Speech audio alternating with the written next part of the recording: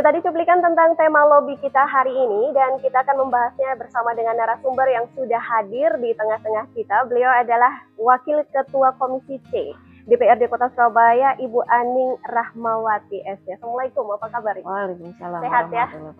Iya, walaupun agendanya padat. Berkejaran dengan waktu iya, ini tadi. Terima kasih sudah menyempatkan di lobby. Oke. Tema lobby kita hari ini adalah pembangunan infrastruktur Kota Surabaya, dan tentu saja spesifiknya 2026.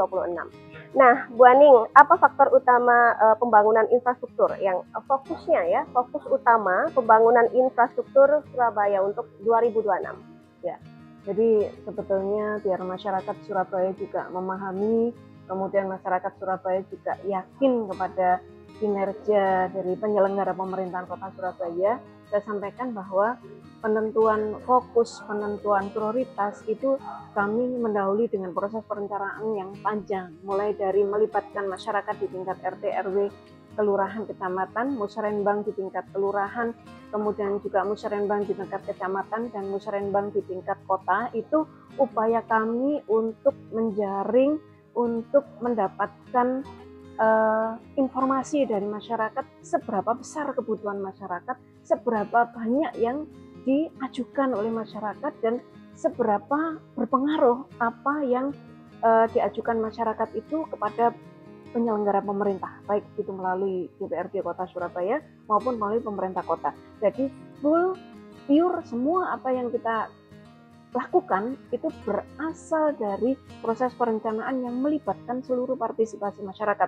Jadi tidak top down gitu ya, dari pemerintah memutuskan menentukan, tapi kita bottom up dari masyarakat dijaring, kemudian kita rapatkan, kita musyawarahkan sampai kepada tingkat kita menentukan kebijakan umum anggaran, kemudian prioritas pembangunan, plafon pembangunan. Sehingga tadi ketika ditanya fokus pembangunan infrastruktur di tahun 2026, maka di tahun 2026 ini melanjutkan tahun 2025, kita juga ada pembiayaan alternatif.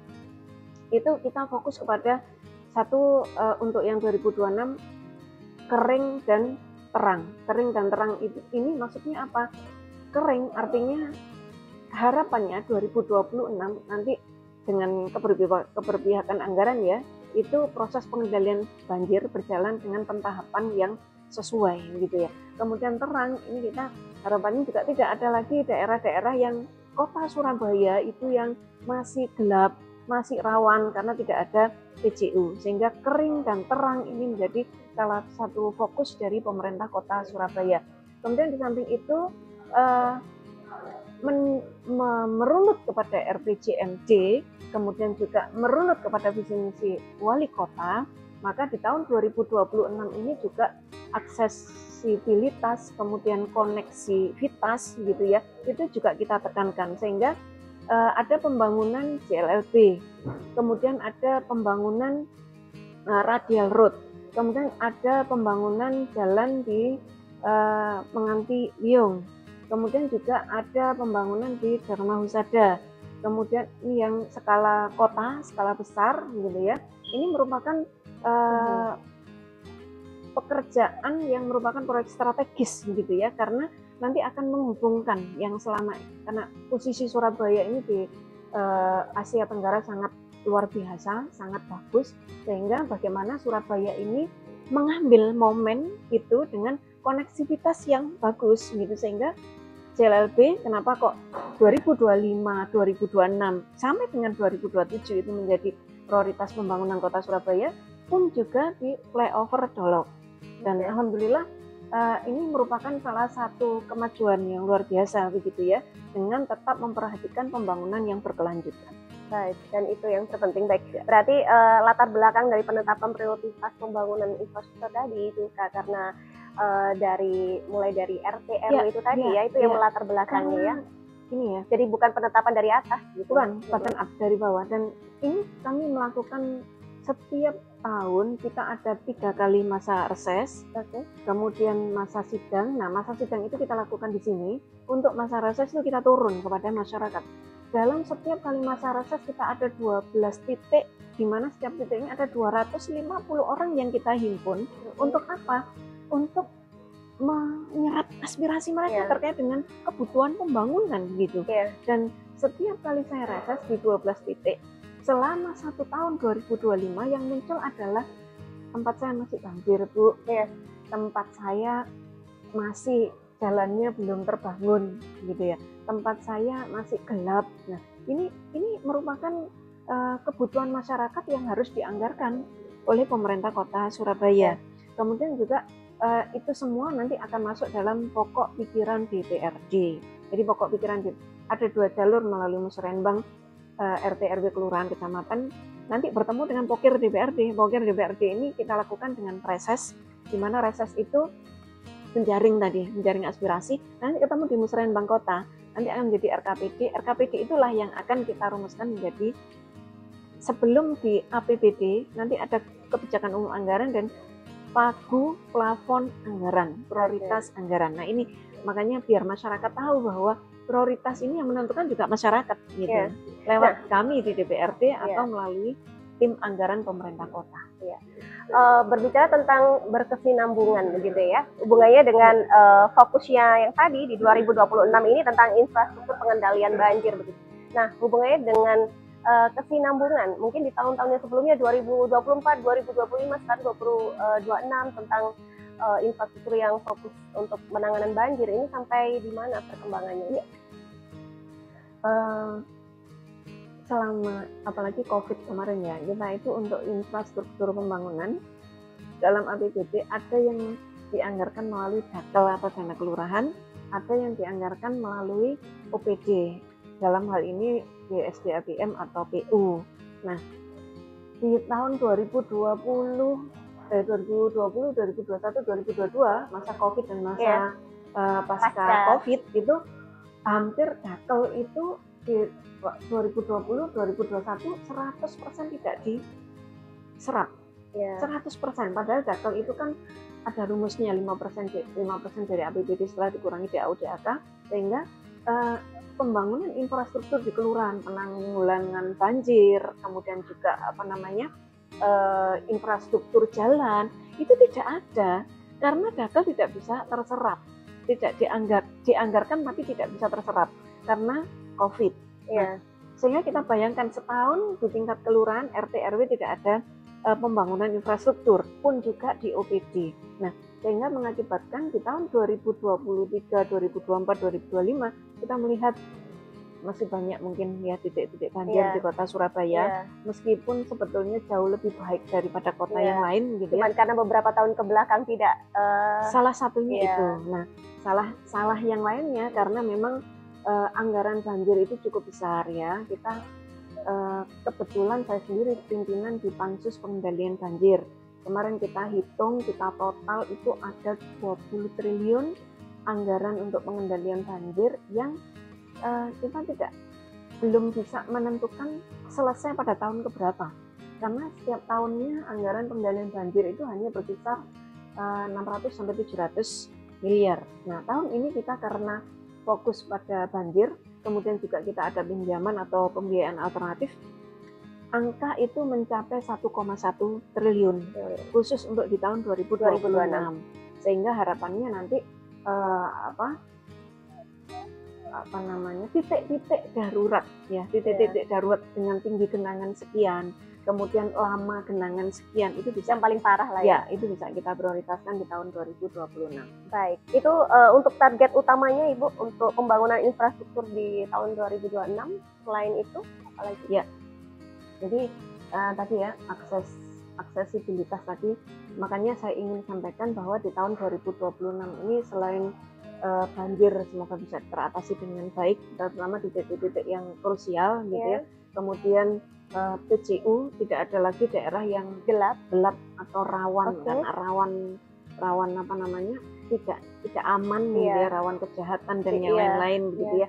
Maka di tahun 2026 ini kita juga ada fokus pada pengelolaan sampah, infrastruktur pengelolaan sampah. Kemarin di tahun 2025 kita anggarkan pembelian alat baru RDF 30 miliar gitu ya, yang akan ditempatkan di mana? Tambak Oso Wilangun.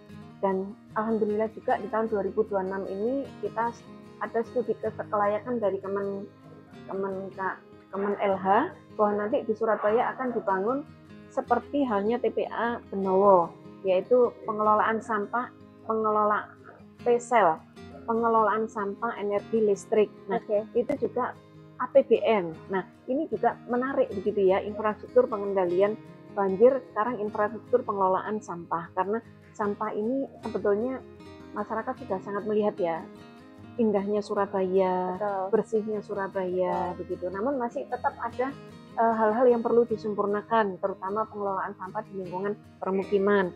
Sehingga kita juga sedang akan mengajukan raperda pengelolaan sampah di lingkungan permukiman atau persil, sehingga anggarannya bisa sampai ke RT RW. Kalau di RT RW kan kita lihat gerobak yang dorong gerobak sampah itu kan yang bayari urunan, gitu ya. Pengambilan sampah yang bayari urunan, belum bisa menggunakan APBD begitu. Nah, harapannya nanti ke depan itu dengan adanya pengelolaan sampah di permukiman, selesai di permukiman itu sampah, terutama yang organik, tidak membebani TPA. Kan sekarang TPA juga tidak diperkenankan, apalagi yang open dumping. Surabaya kan masih open dumping. Termasuk juga sosialisasi langsung ke warga. Saya dulu pernah mengikuti itu dari kelurahan, PKK gitu ya. Jadi dipanggil, ada sosialisasi, dikasih apa itu biasanya Bu, kalau yang dulu itu saya dapat kok. Tempat pengelolaan sampah organik dari rumah seperti itu juga masih berlanjut. Jadi untuk tahun 2026 ini kita anggarkan selain RDF, kemudian juga nanti dapat dari APBN Danantara itu dengan PSEL sebagaimana di TPA Benowo itu lokasinya sama dengan RDF. Kita juga ada anggaran untuk 1.600 atau 1.500 sekian RW di kota Surabaya. Satu RW-nya mendapatkan kotak sampah organik, box sampah organik yang sudah dimodif, didesain, custom gitu ya, sesuai dengan kebutuhan warga untuk pengelolaan sampah organik atau composting.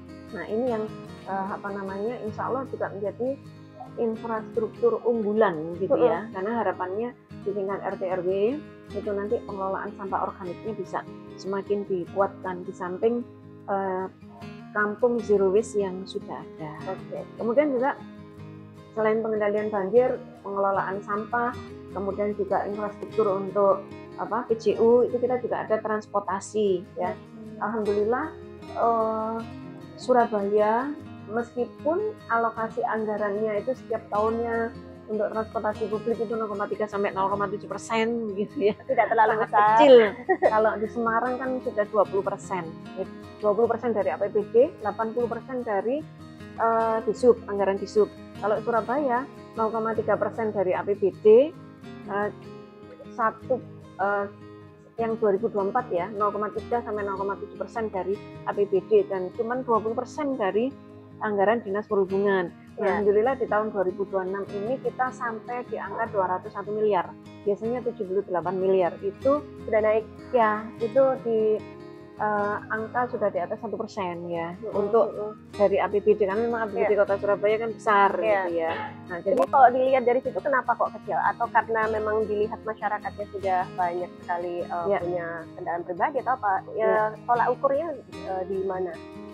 Kita mengacunya ya satu visi misi wali kota, tentunya keberpihakan wali kota. Disesuaikan dari keberpihakan wali kota. Kalau Semarang wali kota memang fokus kepada transportasi publik. Nah, di samping itu juga di samping visi misi wali kota, keberpihakan anggaran berdasarkan apa yang menjadi tujuan pemerintah kota. Satu hal bahwa transportasi publik infrastruktur itu bukan mandatory spending.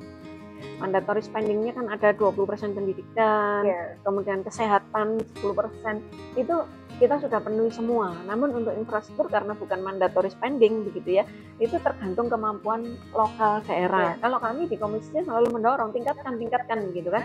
Tapi perhitungannya masih fokus kepada kesejahteraan rakyat kita. Pada beasiswa yang kemarin 5.000 naik menjadi 23.000 gitu kan. Nah, kemudian UHC kita juga sudah 100%, itu merupakan prioritas yang mandatory spending. Jadi kalau ditanya kenapa kok transportasi publik, nah itu tadi mandatory spendingnya masih di kesra, pendidikan, kesehatan, gitu kan. Untuk yang di kita tergantung dari kemampuan lokal dari daerah. Jadi mulai dari pengendalian banjir, kemudian pengelolaan sampah, transportasi publik, PJU, begitu kan. Ini juga pembangunan sarana prasarana jalan, baik itu di tingkat kota maupun di tingkat lingkungan. Iya. Nah, ini berbicara tentang sampah, lalu tadi proyek-proyek yang berhubungannya juga ke sana. Nah, ini pembangunan infrastruktur 2026 ini perhatikan selain aspek keberlanjutan, ini juga ramah lingkungan sampai di mananya, Bu, perkembangannya? Iya. Jadi Surabaya ini tergolong kota metropolis yang sering mendapatkan penghargaan gitu ya, sehingga konsep ekonomi sirkular, bagaimana proses recycle, reuse dari sampah yang ada di kota Surabaya ini juga betul-betul menjadi fokus perhatian dari pemerintah kota Surabaya. Dan ekonomi sirkular ini memang digalakkan di Astacitanya Pak Prabowo begitu. Nah, ini menjadi concern fokus dari pemerintah kota di tahun 2026 untuk green economy. Itu yang pertama. Kemudian yang kedua juga kita sudah menggunakan mobil listrik gitu ya. Nanti ke depan juga akan digalakkan. Kemudian juga keberlanjutan ini juga kita akan jaga melalui beberapa raperda dan perda yang sudah ada. Kita sekarang sedang mengerjakan raperda pengendalian banjir. Jadi ketika ada permasalahan yang tidak menjaga lingkungan, contoh yang barusan viral di SDR gitu ya, saya di Surabaya Timur itu saya turun langsung bagaimana ketika developer membangun ya, tidak memperhatikan keberlanjutan atau keberlangsungan SDGs ya, sustainable-nya, maka kita turun langsung ke sana. Bagaimana akhirnya pembangunan itu dihentikan. Nah, ini juga mengacu kepada perda yang sudah ada di kota Surabaya. Kemudian RT RW ini juga pengendali pembangunan di zona hijau, RTH tidak boleh dilakukan proses pembangunan yang tidak sesuai dengan peruntukan di zona hijau. Jadi insya Allah untuk green economy, kemudian pembangunan berkelanjutan ini kita perhatikan. Baik, Ibu, saat lagi kita akan kembali. Oke, boleh jangan kemana-mana, sesaat lagi kita akan kembali di segmen kedua. Tetap bersama Lobby.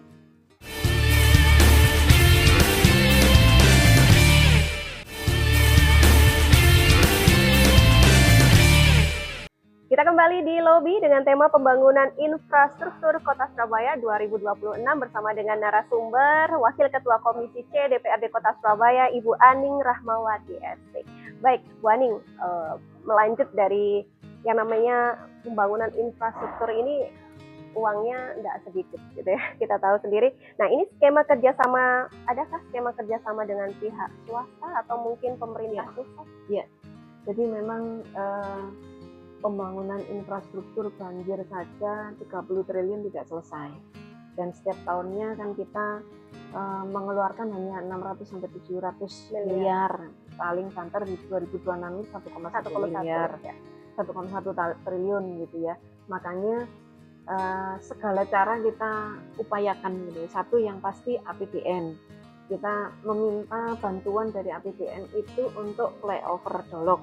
Flyover Dolok itu rencananya 50-50 kan, APBD 50%, APBN 50%. Tapi alhamdulillah kemarin karena lobby-lobby politik begitu ya, itu bisa dari APBN 100%. Jadi 300 miliar 2026-2027 multi-years insya Allah dikerjakan. Itu semuanya bisa menggunakan APBN. Kemudian juga normalisasi sungai, itu ada di Kaliana, kemudian Teluk Lamong itu juga full APBN. Kemudian pembangunan di Kedurus Lengsengan SPF itu juga menggunakan APBN. Dan pengelola tadi yang saya sampaikan, pengelolaan sampah gitu ya, pengelolaan sampah dengan menggunakan vesel energi listrik itu juga full semuanya dari APBN. Nah, tapi pemerintah Kota Surabaya juga sudah berhitung selama 2025, 2026, 2027 itu untuk menarik di awal proses semua pembangunan sehingga masyarakat satu bisa mendapatkan benefit di depan. Ya. Kemudian yang kedua, ternyata setelah dihitung antara kita tanpa menggunakan pembiayaan alternatif atau pinjaman dan dengan menggunakan pembiayaan alternatif atau pinjaman, itu ternyata kita bisa saving sampai 60 miliar. Nah, ini salah satu alternatif dari proses pembangunan. Jadi dengan menggunakan pembiayaan pihak ketiga, sehingga total kita 4,1 triliun ya. 452 miliar di tahun 2025, 1,5 di tahun 2026, 1,5 di tahun 2027. Nah, ini dengan total baik itu bunga, provisi dan yang lainnya mencapai 4,1 triliun. Nah, ini sebagai upaya untuk percepatan pembangunan sehingga di tahun 2025-2026 ini pengentasan banjir itu bisa kita lakukan di awal. Kemudian juga akses jalan tadi yang di Teluk Lamong nanti bisa menghubungkan Gresik, Mojokerto itu JLLB, JLDB itu bisa diselesaikan di awal di tahun 2025-2026 sehingga nanti tadi posisi Surabaya di Asia Tenggara itu memang menjadi pintu yang sangat bagus gitu ya, sehingga kita manfaatkan betul. Nah, kemudian juga nanti di tahun 2027 proses DED 2029 pelaksanaan kita ada SRRL ya, Surabaya Railway itu double track yang nanti insya Allah antara Sidoarjo Surabaya itu sudah bisa lebih cepat dan lebih banyak lagi transportasinya. Itu nilainya sampai sekian triliun ya, 2,3 triliun itu semuanya dari APBN, pinjaman luar negeri gitu kan. Nah, kemudian dengan pihak ketiga ini termasuk juga kita memanfaatkan BSPS. Kita ada namanya Rutilahu, Mbak. Rumah tidak layak huni itu kalau di Rutilahu ada 7.997. Jadi kalau di Surabaya kan ada rumah yang sudah tidak layak itu dibangunkan lagi oleh pemerintah kota. Nah itu Rutilahu-nya ada 7.997. Alhamdulillah mulai tahun 2023 sampai dengan 2025 sudah berkurang, tinggal 5.000 dan yang gamis pramis tinggal 4.000 sekian. Yang sejahtera itu ya maksudnya bukan sejahtera amat ya, tapi masih di luar gamis dan pramis itu ada sekitar 1.500. Nah ini juga kita memanfaatkan tidak hanya dari APBD tapi juga dari APBN, dari BSPS itu yang dibawa oleh anggota dewan pusat ke kota Surabaya itu juga sangat membantu. Kalau keterlibatan swasta, Ibu, apa benefit yang didapatkan kalau misalnya atas kerjasama ini untuk pihak swasta sendiri? Ya, jadi di pihak ketiga kan untuk saat ini ada beberapa ya, termasuk pengangkutan sampah dari pengangkutan sampah dari TPS ke TPA itu juga pihak ketiga. Kemudian juga kalau pembangunan infrastruktur besar hampir semuanya pihak ketiga ya, pengendalian banjir itu hampir semuanya dengan pihak ketiga. Ya, nah itu sebatas ini ya, ada kontraktor yang mengerjakan. Kalau yang BOT dan yang lain-lain sampai dengan hari ini masih di pengangkutan sampah ya untuk pihak ketiga. Kemarin yang THR itu mau diketigakan masih terkendala dengan LO dari jajaran samping gitu kan, jadi masih belum begitu banyak yang dengan menggunakan pihak ketiga. Bu Aning, menyikapi tentang Rutilahu, sebenarnya banyak sekali masyarakat yang ingin gitu ya mendapatkan fasilitas ini. Nah untuk teknisnya sendiri itu harus memenuhi syarat yang seperti apa? Itu mungkin apa dari RT RW-nya seperti itu? Ya, jadi sementara pertama kali pengajuannya pasti ke RT RW kelurahan, atau ada aplikasi Rutilahu bisa masuk ke situ, tapi tetap verifikasi utamanya ada di RT RW kelurahan. Kemudian juga syaratnya yang paling penting adalah dia tercantum sebagai prioritas kita ya, prioritas kita kepada gamis, pramis. Kalau gamis pramis itu bisa langsung tanya RT RW. Kalau masuk gamis berarti bisa langsung otomatis bisa pengajuan rutilahu dan mendapatkan prioritas. Tapi kalau bukan gamis pramis itu masih dilihat dulu gitu kan. Kemudian kalau memang kondisinya darurat luar biasa itu baru bisa pintas gitu ya. Artinya kahar, bencana dan yang lain-lain gitu. Tapi kalau rutilahu ini cukup dari RT RW, kemudian dia memenuhi syarat untuk gamis pramisnya oke. Kalau yang BSPS dari pusat itu tidak gamis pramis gitu ya, yang penting dia tidak mampu gitu ya, tidak mampu dengan surat keterangan tidak mampu itu sudah cukup dari begitu ya. Nah, terjawab ya Bola ya. Barangkali yang penasaran mau mengajukan. Nah, ini berbicara tentang infrastruktur yang kemarin sudah ada gitu ya, seperti jembatan Sukolilo. Kita tahu banyak sekali sebenarnya, tidak hanya satu, mungkin beberapa dari pembangunan infrastruktur yang sebenarnya justru malah tidak membantu, bahkan mungkin sebagian merasa masyarakat kurang nyaman atau mungkin meresahkan begitu, boleh dibilang. Adakah Bu, atau mungkin ini juga salah satunya? Iya. Jadi kalau SDR kemarin atau Sukolilo itu kasusnya memang masyarakat protes gitu ya, karena pada saat mereka PT Hendrits ini sudah diingatkan dia tidak punya akses jalan untuk menuju ke kawasan perumahan yang akan dibangun. Nah, yang dilewati ini ada dua perumahan developer ya, developer SDR atau perumahan Sukolilo di Andredensi dan Taman Timur ini dilewati. Namun ketika dilewati itu kan pasti rentan tidak aman karena mereka dijanjikan developernya one gate system. Nah, one gate system ini kan harusnya tidak dipakai secara umum. Nah, ini kalau dipakai secara umum pada akhirnya nanti masyarakat juga yang akan merasakan dampaknya, baik itu tidak aman, kemudian dampak banjir, dan ternyata ketika sudah dibendung mau dibangun jembatan itu sudah banjir. Yang biasanya tidak banjir itu banjir karena mereka menutup outlet kan, menutup outlet yang harusnya air itu lewat outlet tertentu, itu outletnya ditutup. Kemudian ketika dibuka lagi ternyata juga tidak banjir, berarti ini jelas. Nah, kemarin kesalahan utamanya adalah mereka mengajukan, PT Hendrits ini mengajukan izinnya itu bukan izin jembatan, tapi izinnya itu izin INRIT. INRIT itu akses masuk.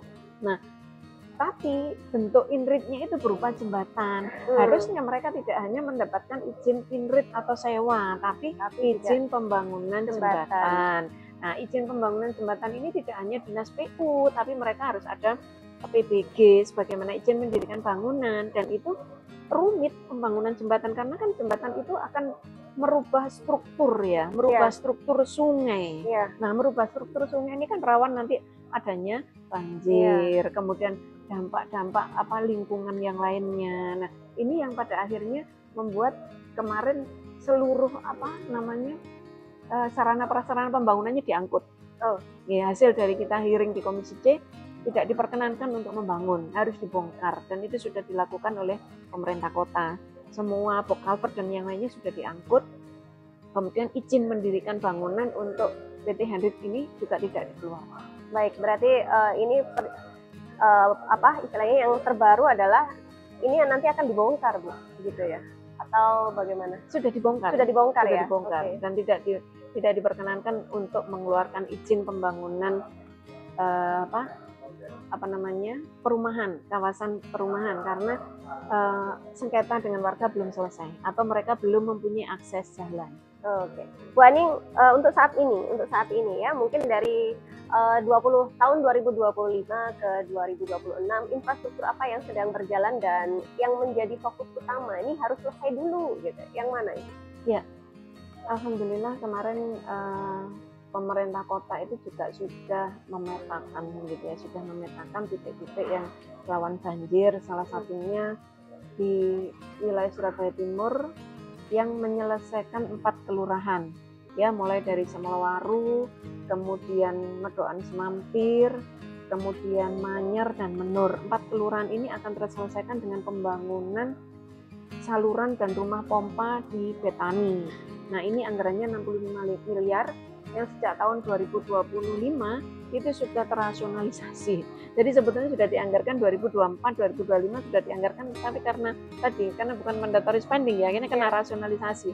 Sehingga kalau Mbak mendengar tentang banjir yang ada di mana itu Medokan Semampir, khususnya di dekatnya apartemen itu, sebetulnya karena memang anggaran 65 miliar ini Sudah belum ada. dicairkan iya, gitu ya, oke, karena boleh. terasionalisasi gitu. Iya, iya. Sehingga akibatnya yang terdampak tidak hanya satu kelurahan, tapi banyak kelurahan yang terdampak. Nah ini makanya menjadi prioritas untuk diselesaikan di tahun 2026. Dan kemarin sudah kita cek, Januari itu mereka sudah berkoordinasi langsung, dan DED-nya juga sedang dikerjakan dengan pihak Betani, karena itu salurannya melewati gereja Betani.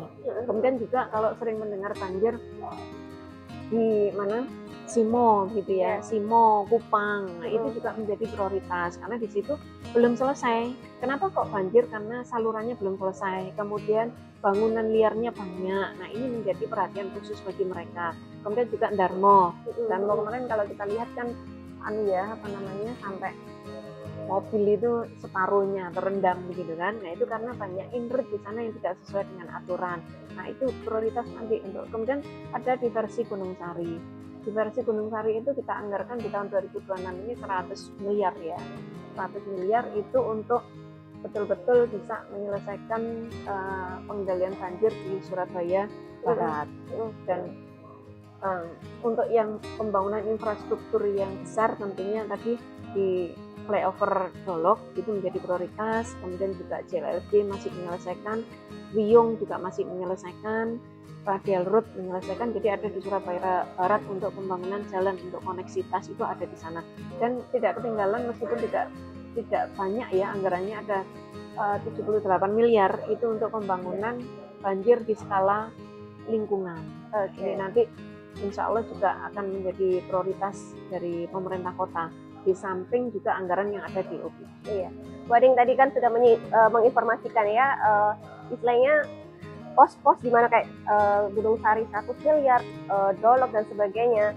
Nah, ini untuk mekanisme pengawasan sendiri di lapangan seperti apa? Tapi kita bahas usai jeda ya Ibu ya. Baik, boleh jangan kemana-mana, sesaat lagi Lobby akan kembali.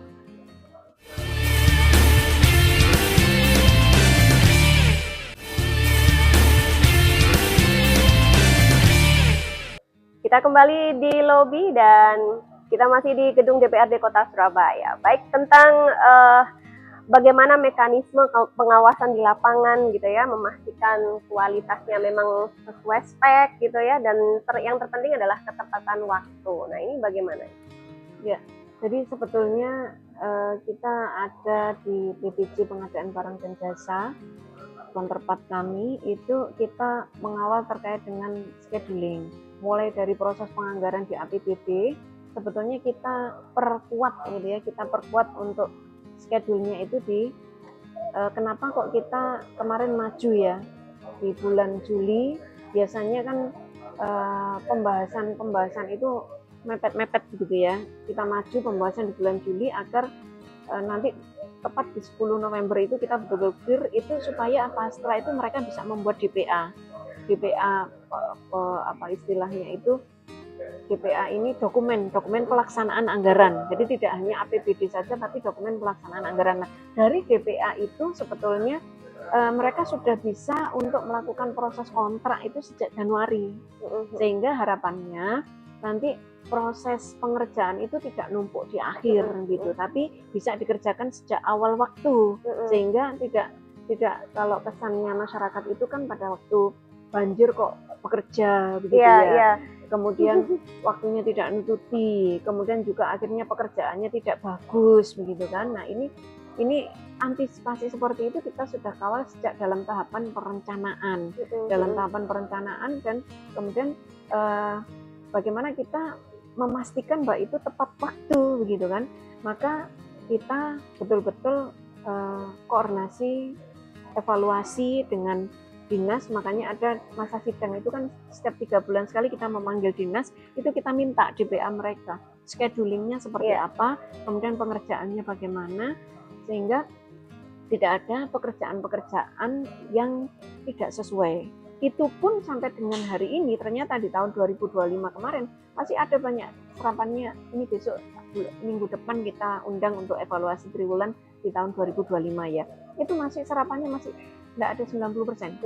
Terburuk ini sepanjang sejarah, biasanya kan 90 ke atas, ini 86%. Nah ini betul-betul kita harus evaluasi nanti pada saat bertemu dengan dinas, padahal kita juga sudah sering panggil gitu ya, kita minta, kita teliti, kemudian harapannya dokumen-dokumen yang dikontrak dengan mereka itu bisa dilaksanakan sesuai dengan ketepatan waktu. Nah sebenarnya kan antisipasi seperti ini kan sudah dilakukan ya Bu ya, misalnya melakukannya di awal waktu, tidak menunggu pada saat hujan gitu kan. Nah tetapi yang namanya di lapangan mungkin ada terkendala, walaupun sudah dilakukan gitu ya, mungkin karena bisa jadi ya namanya error gitu ya, error teknis atau mungkin di padat penduduk seperti itu.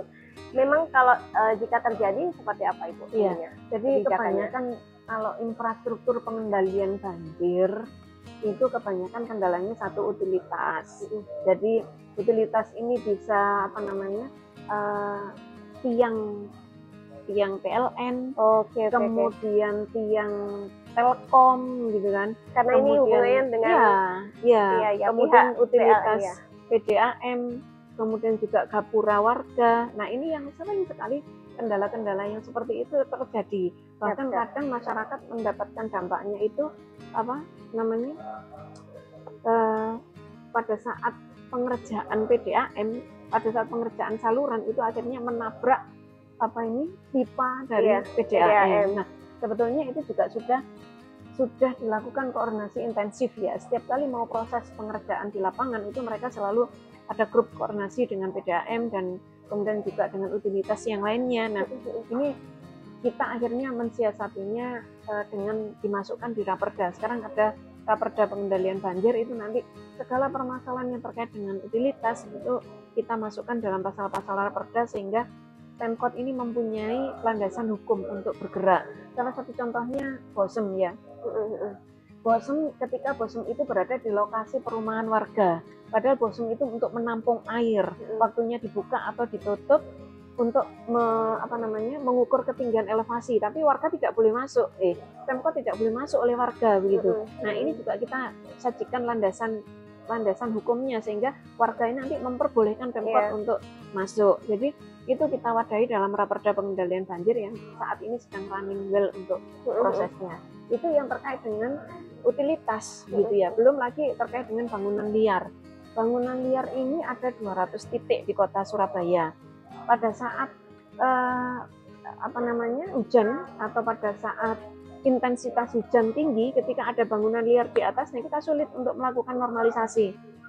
Nah itu juga satu-satunya jalan adalah komunikasi intensif dengan warga terkait dengan bangunan liar. Nah ini yang harus nanti ini kita juga masukkan landasan hukumnya di Raperda ya, karena permasalahan yang pelik. Kaliana itu kan juga masih normalisasi saluran, masih ada masalah dengan warga begitu kan. Belum lagi yang warga di bantaran atau pinggiran sungai. Nah ini merupakan salah satu tantangan tersendiri bagi kita untuk nanti ke depannya bagaimana menyajikan Raperda pengendalian banjir ini bisa membantu teman-teman dari BSDABM untuk melakukan proses pengerjaan di lapangan dan tidak terkendala dengan utilitas dan juga komunikasi dengan warga. Bu Aning, ada tidak dari beberapa proyek begitu ya infrastruktur yang memang tidak sesuai spek atau tidak sesuai dengan istilahnya informasi di awal begitu sepanjang ini, ada tidak? Ya. Beberapa kita menemukan ya, terutama kayak Dato itu pengerjaan paving itu yang hanya beberapa bulan sudah rusak, kemudian bergelombang. Nah ini kita juga berkolaborasi dengan warga jika ada permasalahan yang memang aduan masyarakat gitu ya, maka kita dari Dewan juga langsung akan berkoordinasi dengan pemerintah kota untuk membetulkan sekaligus juga untuk menindak terkait dengan pihak ketiga yang melakukan kerjasama dengan pemerintah kota. Kita juga sidak di lapangan gitu ya, dan ke depan kalau biasanya kita sidak sendiri Komisi C, ke depan kita akan menggunakan pakar untuk melihat kesesuaian spek, karena kita dari 13 anggota dewan ini basic tekniknya juga tidak semua gitu ya, makanya kita mengundang pakar untuk melihat kesesuaian spek itu di beberapa titik lokasi dan bisa saja langkah yang diambil akhirnya juga membongkar, memperbaiki begitu ya. Baik, kita akan lanjut. Bolo, jangan kemana-mana, sesaat lagi Lobby akan kembali.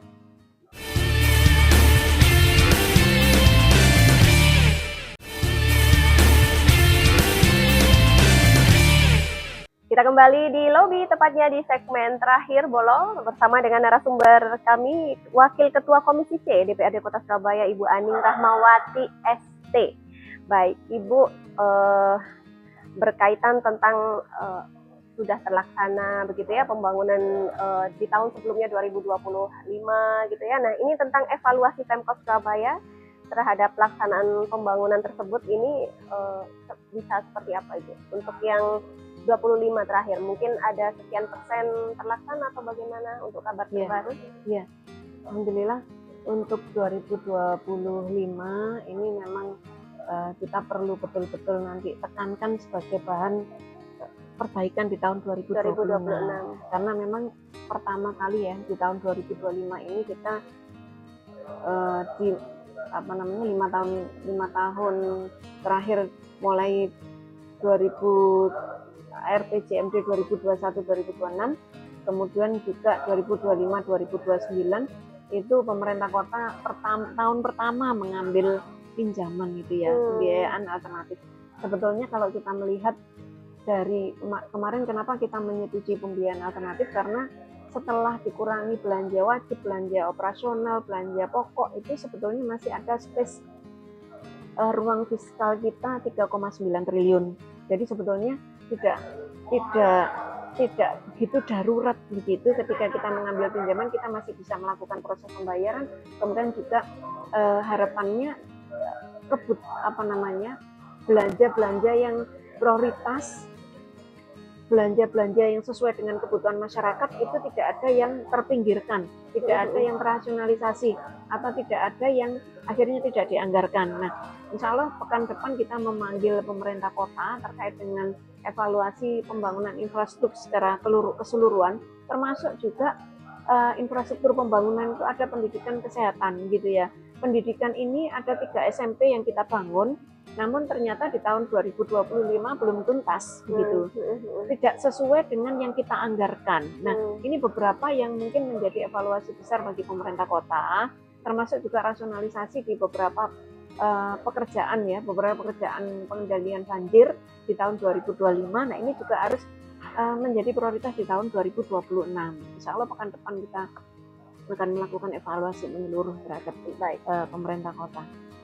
Bu Aning, apa sih sebenarnya dampak yang paling dirasakan masyarakat gitu ya tentang adanya pembangunan infrastruktur yang sudah direncanakan? Ya.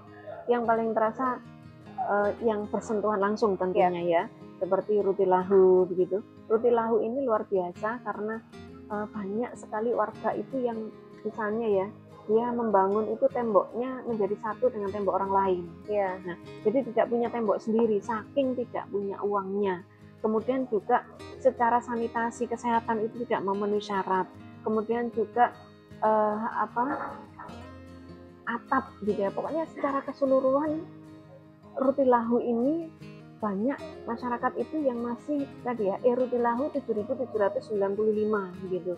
Ini berarti masih banyak warga kota Surabaya yang secara sanitasi itu masih belum bisa tercover. Nah, dengan adanya program Rutilahu di tahun 2026 nanti 2240 gitu ya, insya Allah masyarakat akan merasakan sekali begitu ya, bahwa rumahnya ini yang tadinya dia tidak bisa tidur, bocor di mana-mana, kemudian juga secara kesehatan kan pneumonia dan yang lain-lain itu akhirnya bisa terrealisasi dengan adanya pembangunan Rutilahu oleh pemerintah kota. Kemudian juga banjir ini ketika pemerintah kota melakukan proses prioritasnya itu tepat sasaran, tahapannya jelas, maka masyarakat yang tadinya harus, ini saya dengar sendiri begitu ya, yang tadinya setiap kali hujan, setiap kali banjir itu harus ngangkat barang kasur ke lantai 2 begitu ya. Alhamdulillah. Mbak Ami alami ya. Alhamdulillah dengan adanya pembangunan ini masyarakat pada akhirnya juga bisa merasakan begitu ya, bahwa pengendalian banjir ini bisa mengentaskan banjir. Makanya kemudian juga sampah ini juga masyarakat bisa langsung melihat ya bagaimana Surabaya bersih, bagaimana meskipun masih banyak perbaikan di sana sini begitu, tapi indahnya Surabaya itu masih bisa kita rasakan bersama. Kemudian nanti ketika flyover itu dibangun gitu kan, flyover Dolok ini dibangun, maka sudah bebas hambatan, bebas macet. Saya biasanya kalau lewat situ jam berapa ya, jam 5, jam 4 gitu, Dolok itu wis gak karu-karuan begitu kan. Saya sudah tidak dapat jalan untuk bergerak pun susah. Padahal sudah banyak itu. Ya, udah lebar jalannya. Nah, nanti dengan adanya flyover Dolok itu akan terurai gitu ya, akan terurai. Selama ini kan masih banyak sekali hambatan-hambatan yang dilalui untuk terutama dari Sidoarjo, warga Sidoarjo ke Surabaya gitu ya. Kemudian juga transportasi publik. Harapannya nanti dengan transportasi publik ini sekarang BBM naik terus kan ya Mbak Ami. Nah, ini harapannya nanti masyarakat sangat terbantu dengan adanya moda transportasi yang terintegrasi. Kan kalau tadinya mereka menggunakan BBM itu mungkin satu hari bisa habisnya 7.000, kemudian pulang pergi begitu ya. Nanti dengan adanya moda transportasi mungkin cukup kalau yang mahasiswa 2.500 gitu kan. Untuk yang masyarakat umum cukup 5.000 begitu. Nah ini karena terintegrasi tadi akhirnya bisa membantu gitu ya. Insya Allah dampak yang sangat bisa dirasakan oleh masyarakat. Iya, yang biasanya yang bersentuhan dengan langsung ya sama saya dapat manfaat apa biasanya yang berhubungan dengan masyarakat langsung. Bu Aning terakhir ini. Bocoran ada proyek besar Bu di Surabaya apa mega proyek mungkin untuk tahun 2026 ya. Kira-kira apa sih? Ya, untuk tahun 2026 itu fokus pemerintah kota masih yang saya sampaikan tadi ya, masih menyelesaikan CLLB, CLDB, Radial Road, kemudian juga flyover Dolok, kemudian juga remajaisasi high-tech mall gitu kan, itu yang nantinya akan banyak menyerap itu dulu ikonnya Surabaya, menyerap anak-anak muda. Kalau dulu kan memang mungkin kesannya untuk orang tua begitu ya. Ini saat ini sedang dikerjakan untuk menyerap anak-anak muda. Kemudian juga ada program untuk Gen Z ya, 47 miliar dalam tahun 2026. Nah ini gebrakannya pemerintah kota. Kalau infrastruktur yang terbaru yang insya Allah akan dilaksanakan 2026 ya tadi PESEL itu kan skala besar, habisnya bisa 3,2 triliun itu ada di kota Surabaya dengan bantuan langsung dari APBD. Baik, terakhir Bu Aning ada yang mau disampaikan untuk masyarakat Surabaya? Ya, kota Surabaya sebagai kota metropolis, kota Surabaya yang insya Allah menuju kota mendunia. Pembangunan infrastruktur berkelanjutan harus betul-betul menempatkan kebutuhan masyarakat yang dibutuhkan oleh masyarakat itu sebagai prioritas. Harapannya nanti ke depan masyarakat tidak ada lagi yang rumahnya tidak layak huni. Sehingga kita mempunyai program Rutilahu, maka mari kita bersama-sama untuk mengawal program Rutilahu ini bisa diselenggarakan dan sesuai dengan anggaran untuk warga kota Surabaya. Kemudian juga anggaran banjir di tahun 2026 nanti insya Allah cukup besar 1,1 triliun begitu ya. Harapannya mari kita bersama sebagai warga kota Surabaya menjaga ketika kita sudah membangun, maka bagaimana partisipatif masyarakat di tingkat RT, RW, kelurahan untuk melakukan kerja bakti untuk menjaga supaya tidak ada lagi bangunan-bangunan liar yang ada di atas saluran-saluran yang ada di kota Surabaya, sehingga Surabaya bebas banjir, Surabaya bebas sampah, dan Surabaya dengan transportasi publik yang betul-betul dibutuhkan oleh masyarakat bisa kita wujudkan bersama. Baik, semoga terwujud semuanya. Bu Aning, terima kasih sudah hadir di lobi hari ini. Baik, sehat selalu. Baik, Bolo, itu tadi perbincangan kita di lobi dengan tema pembangunan infrastruktur Kota Surabaya 2026 bersama dengan narasumber Wakil Ketua Komisi C DPRD Kota Surabaya Ibu Aning Rahmawati SC. Semoga bermanfaat. Kita ketemu lagi di lobi episode mendatang. Saya Ida Ami. Wassalamualaikum.